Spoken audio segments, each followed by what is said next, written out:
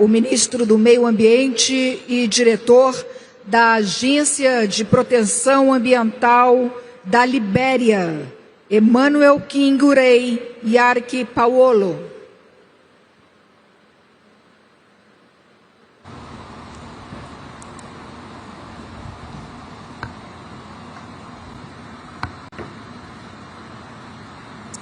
Mr. President, Excellencies, distinguished ladies and gentlemen, on behalf of His Excellency Joseph Yuma Boakai, Senior President of the Republic of Liberia and the resilient, peace-loving people of Liberia, I extend our deepest appreciation to the government and people of Brazil for their hospitality and for hosting this landmark COP30 in Belém, the heart of the Amazon.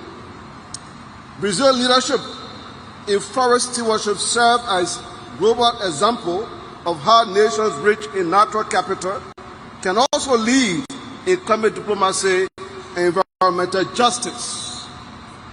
The setting of Belém, where the Amazon breathes the planet, is a fitting reminder that tropical forests everywhere must be preserved if humanity is to sustain its future. Liberia, for its part, holds over 40% of the remaining forests in West Africa, one of the most critical biodiversity hotspots on Earth.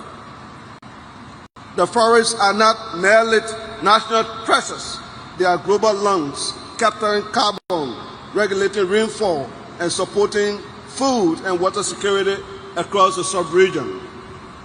Within their canopy lies a network of life that binds rural communities, sustains endangered species, and provides ecological services vital to regional and global stability.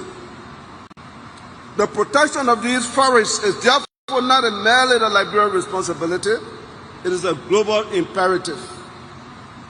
Liberia has demonstrated strong national leadership through the implementation of the nationally determined contribution, which commit to cutting greenhouse gas emissions by 64% by 2035. Yet, the path to this target requires more than ambition, it demands investment.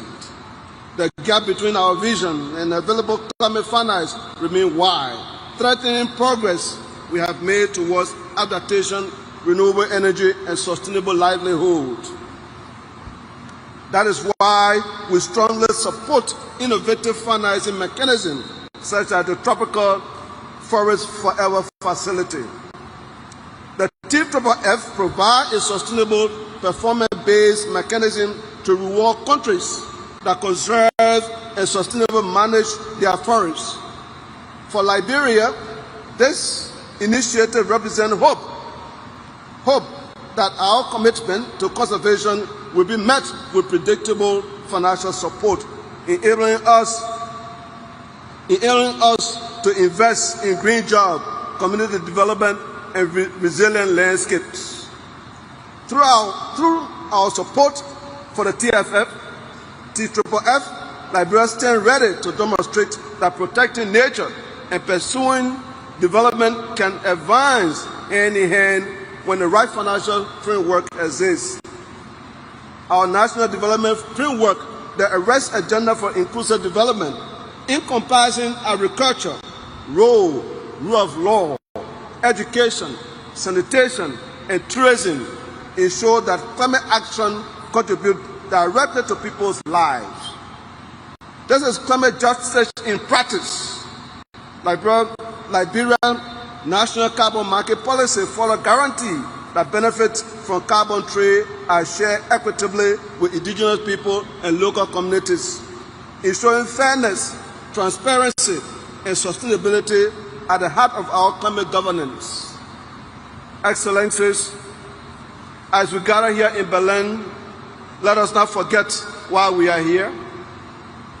The world forests, from the Amazon to the Congo to the Upper Guinean forests, are not merely landscape, they are lifelines.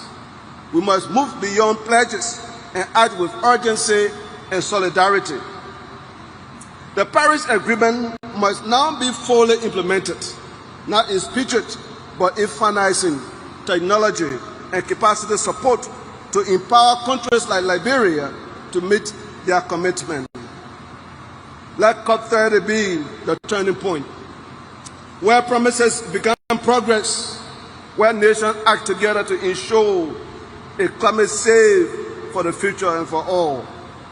Liberia stands ready to lead with integrity, to protect our forests, to partner with the world in